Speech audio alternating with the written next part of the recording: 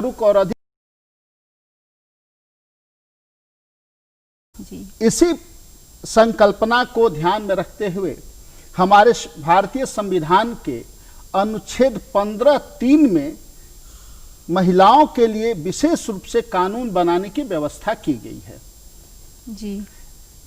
लेकिन महिलाओं के प्रति घरेलू हिंसा से संबंधित कोई विशिष्ट कानून पहले नहीं था। कानून थे सब, लेकिन विशेष रूप से महिलाओं के प्रति जो घरेलू हिंसा हो रही है उससे संबंधित कानून नहीं था। यह कानून घरेलू हिंसा से महिला उत्पीड़न कानून 2005 में सर्वप्रथम आया था, जो 14 सितंबर 2005 को बना था और जिसे लागू किया गया था 26 अक्टूबर 2006 से। जी, इसके पहले कोई कानून नहीं था। घरेलू हिंसा कानून था, लेकिन विशेष रूप से महिलाओं के लिए नहीं था। के प्रति, उनके घरेलू हिंसा से संरक्षण के प्रति कोई कानून नहीं था जी। तो यह सर्वप्रथम कानून बना और यह कानून उन महिलाओं के सुरक्षा के दृष्टिकोण से बनाया गया जो महिलाएं घर में रह करके समाज में अपनी भागीदारी निभाती हैं, परिवार संभालती हैं और एक छत के नीचे रहती हैं। और वैसे में कभी कभी उनके साथ जो घटनाएं नहीं होनी चाहिए वो घटनाएं होती हैं जी। और इसकी शिकायत करने के लिए उनके पास न कोई ठोस कानून था, न ठोस जानकारी थी, न ठोस कोई प्रक्रिया थी जिस प्रक्रिया के तहत वो अपनी आवाज उठा सकें और उनको न्याय मिल सके।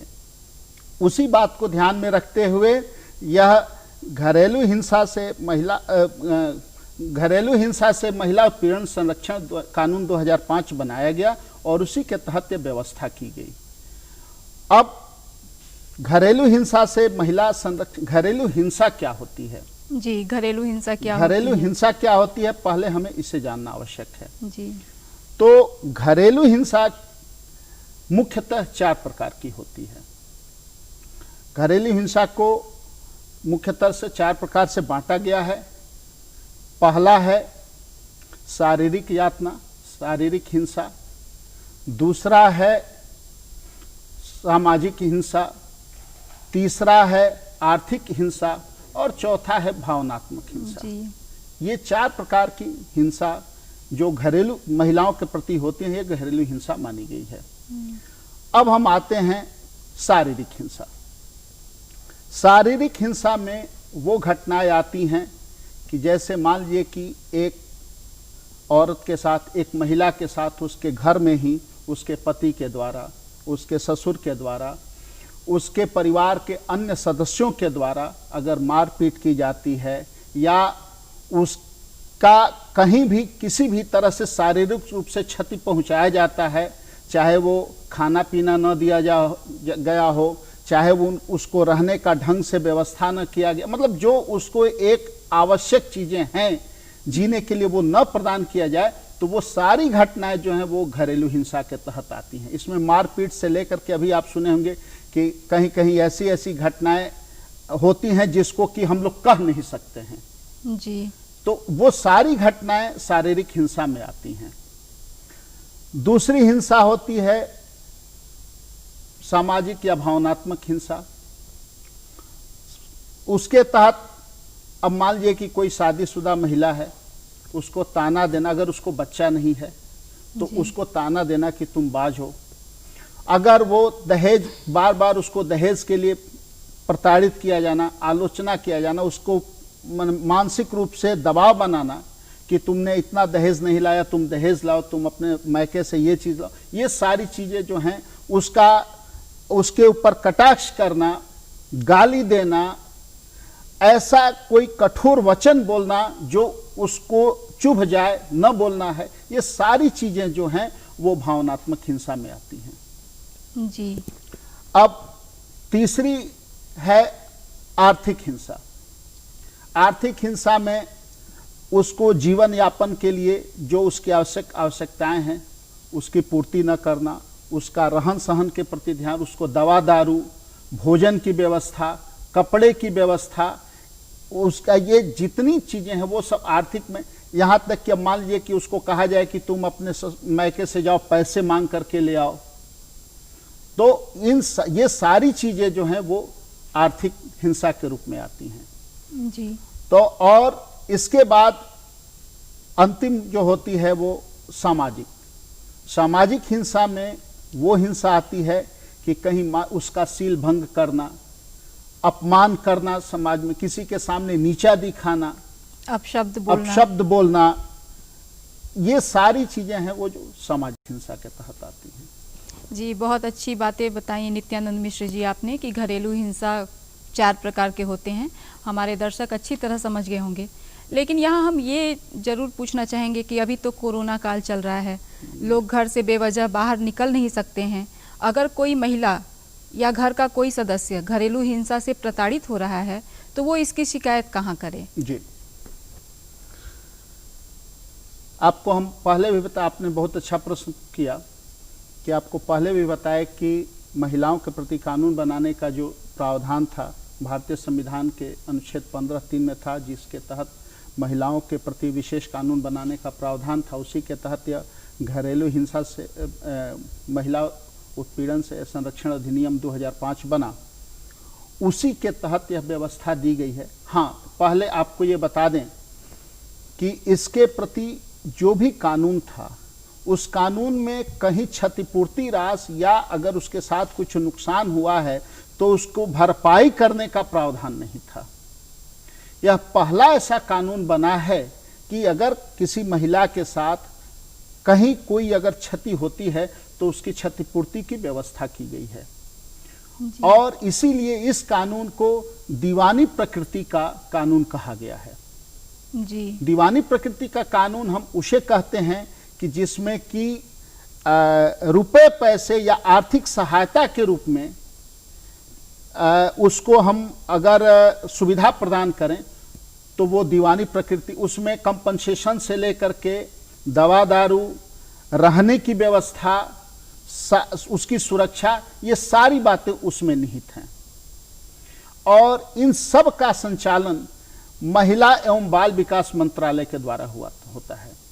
इसमें महिला एवं बाल विकास मंत्रालय के विभाग के पदाधिकारी इसके नोडल ऑफिसर होते हैं और इसको पूरी और इसके लिए कोर्ट की भी व्यवस्था की गई है कि मजिस्ट्रेट के यहाँ इसकी शिकायत दर्ज होती है। ये सारी व्यवस्था बनाई गई है। जी, यहाँ हम ये भी पूछना चाहेंगे कि राष्ट्रीय महिला आयोग जो कि इससे रिलेटेड बहुत सारे काम देखते हैं, तो क्या उनके पास भी एक आम महिला जाके अपनी शिकायत दर्ज करा सकती है? जी हाँ, राष्ट्रीय महिला आयोग में वो शिकायत दर्ज करा सकती है। तो राष्ट्रीय महिला आयोग उस शिकायत को दर्ज करके और उस पर वो अपनी कार्रवाई करेगी, लेकिन सजा देने का प्रावधान आपको उसमें विशेष रूप से क्षतिपूर्ति दिलाने का प्रावधान नहीं है। वहाँ है कि अगर महिला कोई प्रताड़ित होती है तो वहाँ जा करके शिकायत दर्ज कराएगी और महिला आयोग उसकी शिकायत दर्ज करके उसकी जांच करेगी। जी। और जांच के उपरांत अगर पाया जाता है कि उसके साथ अगर इस तरह की घटनाएं हुई हैं तो उसके आधार पर वो कार्रवाई करेगी। कार्रवाई में है कि जो भी प्रताड़ित करने वाले व्यक्ति हैं उनको बुला करके वो नियमानुसार कानूनी कार्रवाई के लिए कर सकती है। लेकिन इस कानून के तहत इसकी धारा 12 के तहत यह प्रावधान बनाया गया है कि कोई भी महिला अगर वो स्वयं जा सके या किसी के माध्यम से भी वो अपने नजदीकी थाना जी या नोडल ऑफिसर या बाल विकास परियोजना पदाधिकारी, इन लोगों के यहाँ वो अपनी सीधी शिकायत दर्ज करा सकती है। जी। और उसकी शिकायत दर्ज होने के बाद, और उसकी शिकायत दर्ज करने के लिए उसको कहीं खर्च नहीं करना है। जी। और उसकी शिकायत दर्ज करने के बाद वो पदाधिकारी सक्षम न्यायालय में उसका केस रेफर कर देते हैं, जो मजिस्ट्रेट होते हैं। जी। न्यायिक मजिस्ट्रेट के यहाँ वो रेफर कर दिया जाता है केस, और वहां से विपक्षी को नोटिस करके और बुला करके और उसकी पूरी कानूनी प्रक्रिया का पालन करते हुए उसमें प्रावधान बनाया गया है कि 60 दिनों में उसका निर्णय देना है कोर्ट को।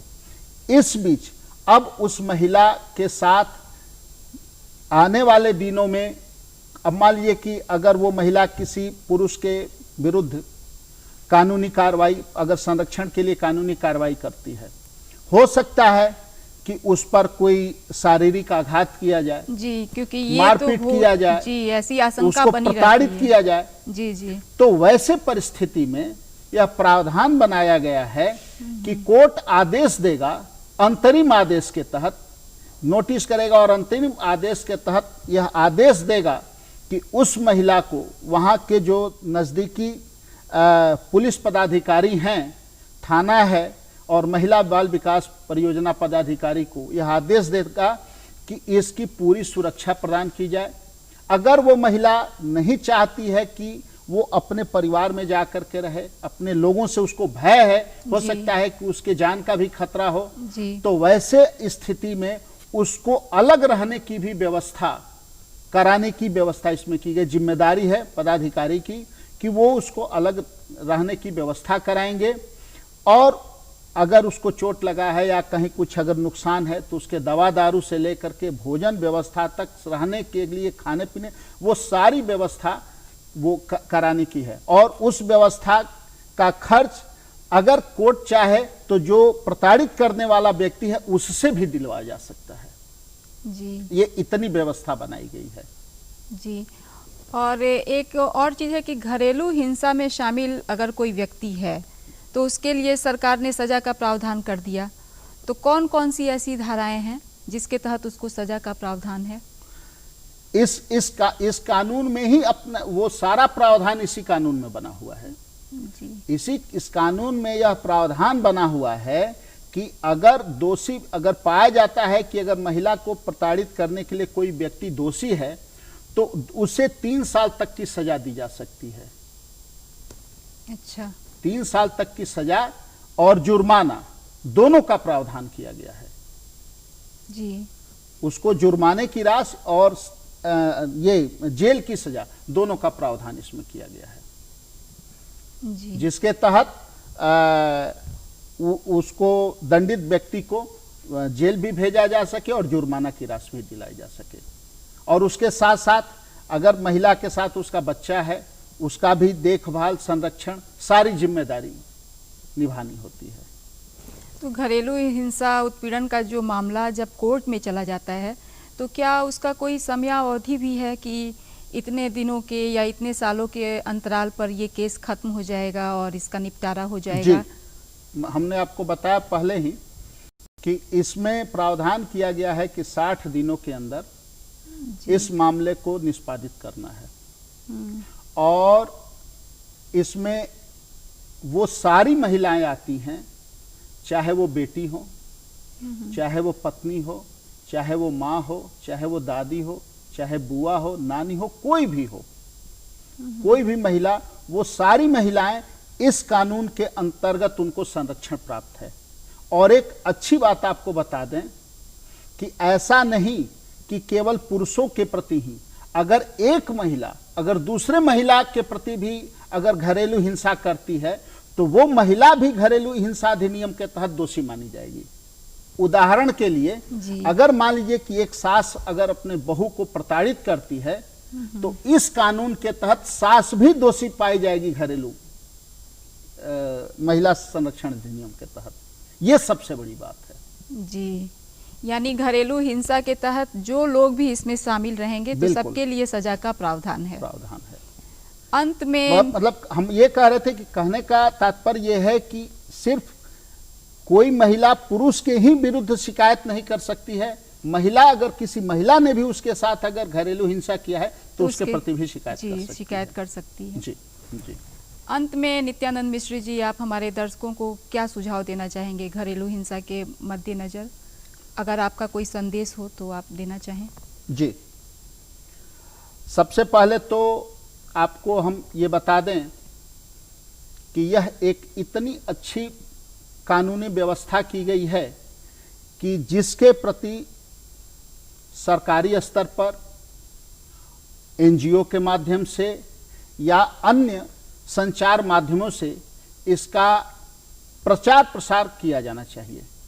और इसमें नालसा, महिला आयोग और सरकार की जितनी भी एजेंसियां हैं, ये अपने स्तर से भरपूर प्रयास कर रही हैं, लेकिन आवश्यकता है जागरूक होने की।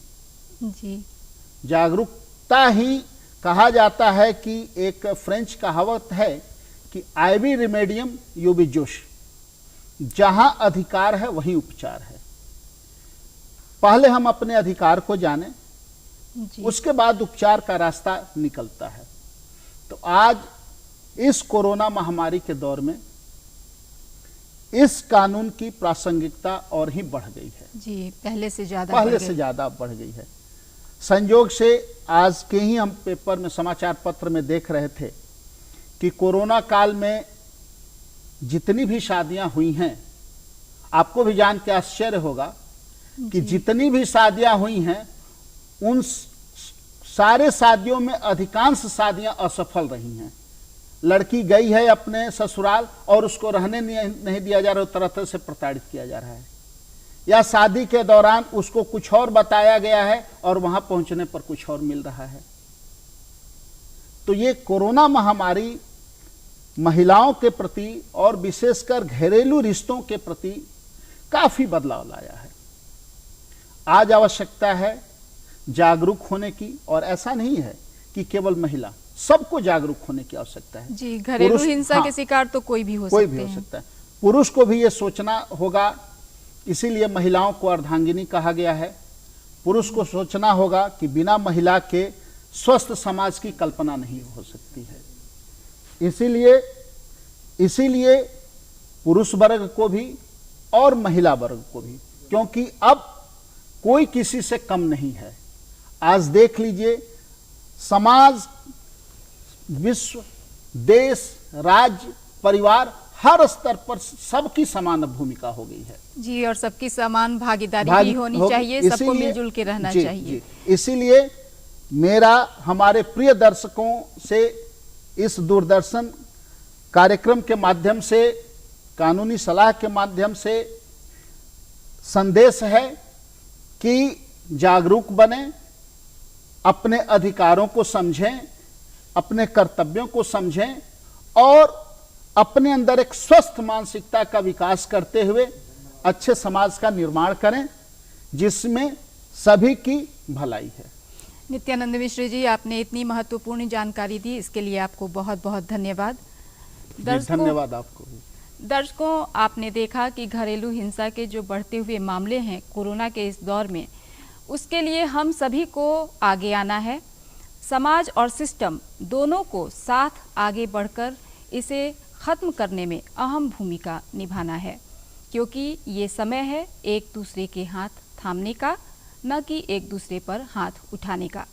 आपको हमारा आज का यह कार्यक्रम कैसा लगा, इसके बारे में हमें अपने सुझाव और अपनी प्रतिक्रिया जरूर लिखकर भेजें। हमारा पता है कार्यक्रम कानूनी सलाह, डीडी बिहार, दूरदर्शन केंद्र, फ्रेजर रोड, पटना 800001।